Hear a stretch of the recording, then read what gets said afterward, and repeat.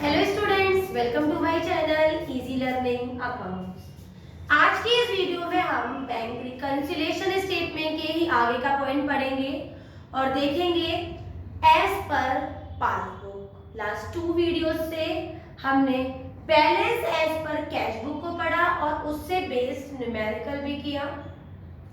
आज हम इसका थर्ड कॉन्सेप्ट पढ़ेंगे जिसका नाम था एज पर पासबुक। बस एक छोटा सा डिफरेंस आपको याद रखना है कि बेटा जब हम एज पर कैश बुक से क्वेश्चन करते थे, अगर वो डेबिट बैलेंस होता था तो उसको हम ऐड में लिखते थे और ओवरड्राफ्ट बैलेंस एज पर कैश बुक होता था तो माइनस में। बाकी जो आइटम्स मैंने आपको ऐड में लिखवाए थे वो ऐड में लिख जाते थे अगर क्वेश्चन में है तो, और माइनस में होते थे तो हम माइनस में लिखते थे अगर क्वेश्चन में है तो। एज पर पासबुक के हमें क्या करना है कि जो कॉन्सेप्ट मैंने आपको लिखवाया था in the video presentation of bank reconciliation statement, उसमें जितने भी आइटम्स बच्चों हमने ऐड में लिखे थे वो सारे चले जाएंगे हमारे माइनस में, और जितनी भी चीजें हमने माइनस में लिखी थी वो सारी चली जाएंगी हमारी ऐड में। और बस एक बात और याद रखना कि जब भी एज पर पासबुक का क्वेश्चन होगा तो हमारा सिर्फ और सिर्फ कंसंट्रेशन कैश बुक पे होना चाहिए। अगर हमें लग रहा है कि हमारी कैश बुक बढ़ गई होगी तो ऐड में लिख देंगे, और अगर हमें लग रहा है कि हमारी कैश बुक कम हो गई होगी तो उसको फिर हम माइनस में लिखेंगे। केवल इस सिंपल से कॉन्सेप्ट को याद रखना है, और एज पर पासबुक से बैलेंस स्टार्ट होना है तो क्वेश्चन को हम इस कॉन्सेप्ट से सॉल्व करेंगे। याद रखेंगे जैसे क्वेश्चन कैश बुक से शुरू होता था तो एंडिंग पासबुक से होती थी, अगर यह क्वेश्चन पासबुक से स्टार्ट होगा तो एंडिंग एज पर कैश बुक होगी। वो ओवरड्राफ्टिंग होगी या नॉर्मल होगा वो depends on the answer which comes, the balancing which comes, right. Next है हमारा format of bank reconciliation statement as पर पासबुक। तो मैंने फॉर्मेट बनाया हुआ है, पर्टिकुलर ऐड माइनस लिखा हुआ है तीनों कॉलम्स। पहले में है डेबिट बैलेंस एज पर पासबुक, क्योंकि डेबिट बैलेंस एज पर पासबुक ओवरड्राफ्टिंग बैलेंस होती है, अनफेवरेबल होती है तो माइनस में जाते। याद रखना बच्चों, कैश बुक का डेबिट पासबुक का क्रेडिट होता है और पासबुक का डेबिट कैश बुक का क्रेडिट होता है, और क्योंकि क्रेडिट एज पर कैश बुक हमारा अनफेवरेबल ओवरड्राफ्ट होता है, that is equivalent to debit balance as पर पासबुक। तो यहाँ पर भी ओवरड्राफ्ट बैलेंस की वजह से माइनस में जाएगा। जितने भी आइटम्स मैंने आपको माइनस में लिखवाए थे अगर उसमें से हमें दिखेगा तो वो ऐड में लिखकर वैल्यू ऐड में लिख देंगे, और जो भी वैल्यूज प्रेजेंटेशन में मैंने आपको ऐड में वैल्यूज लिखवाई थी जैसे चेक इश्यूड, जैसे इंटरेस्ट अलाउड, और ऐसे मैंने बैंक चार्जेस वगैरह बताए थे वो सारे अब ऐड में चले जाएंगे, डिसऑनर वाले चले जाएंगे सीधे ऐड में। बस ये चीज ना भी याद रहे तो एक सिंगल बात याद रखना कि एज पर पासबुक का क्वेश्चन है तो सीधे के सीधे ध्यान हमारा कैश बुक पे होगा।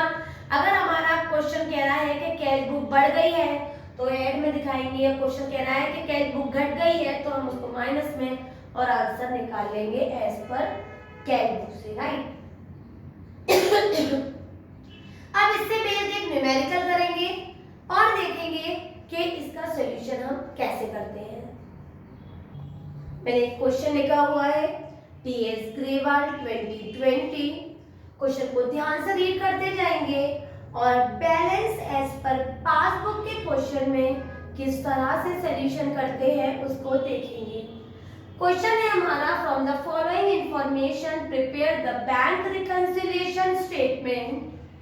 The debit balance as per passbook is 36,000.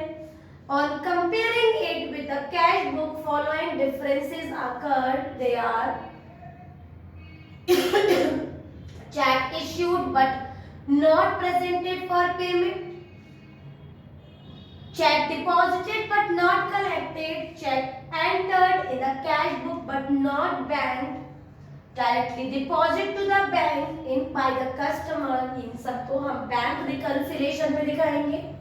मैंने फॉर्मेट बनाया हुआ है bank reconciliation statement as on 3 columns, particular date दे ऐड माइनस, क्योंकि डेबिट बैलेंस एज पर पासबुक है तो वो हमारा ओवरड्राफ्ट ओवरड्राफ्ट बैलेंस होता है अनफेवरेबल होता है, मैंने उसे माइनस में लिखा है, ऐड और माइनस दिखाया।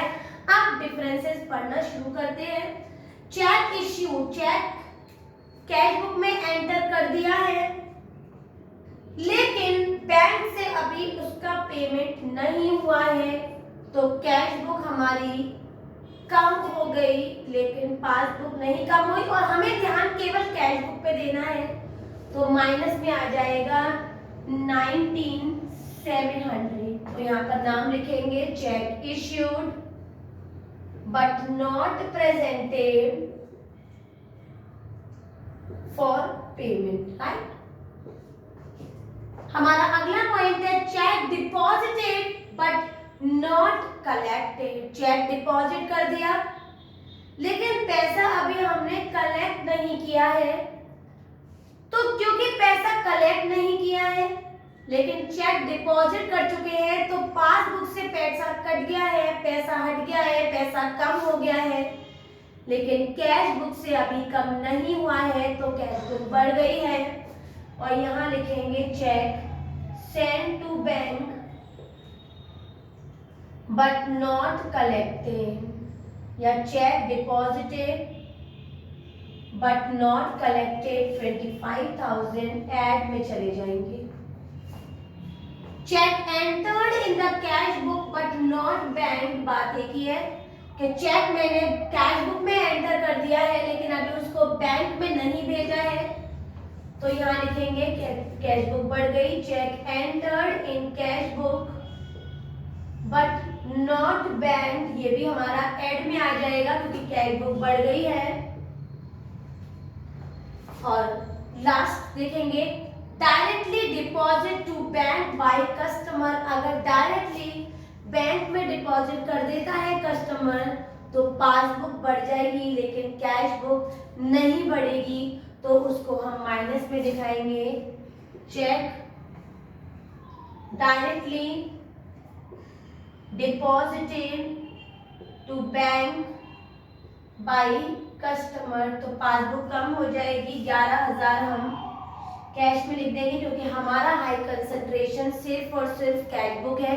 अगर पासबुक बढ़ रही है क्योंकि वैल्यू एंटर हुई है, तो बेटा कैश बुक तो कम हो गई ना, तो हमें सिर्फ और सिर्फ एज पर पासबुक के क्वेश्चन पे कैश बुक को ही ध्यान देना है। बैलेंसिंग करेंगे 25 और 9 34,000 आ जाएगा, 36 और 11 747,000 और 19,700 को ऐड करेंगे और हमारी वैल्यू हो जाएगी 6, और ये आ गया हमारा 5 और ये आ गया हमारा 6।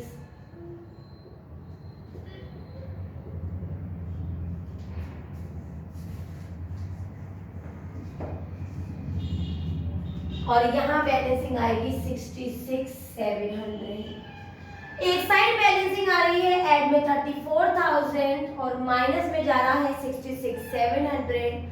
इसका मतलब है कि हमारे पास कुछ भी बच नहीं रहा है, ऊपर से हमारे पास और अनफेवरेबल हो रहा है, हमारे पास से पैसा अनफेवरेबल हो रहा है कितना 32,700 का, तो अनफेवरेबल साइड लिख देंगे वैल्यू को। और क्योंकि क्वेश्चन को बच्चों में एज पर कैश बुक से खत्म करना है और कैश बुक का अनफेवरेबल अमाउंट हमेशा क्रेडिट होता है, तो क्वेश्चन की एंडिंग हो जाएगी क्रेडिट बैलेंस एज पर कैश बुक। ये था हमारा डेबिट बैलेंस या फिर ओवरड्राफ्ट बैलेंस एज पर पासबुक का न्यूमेरिकल।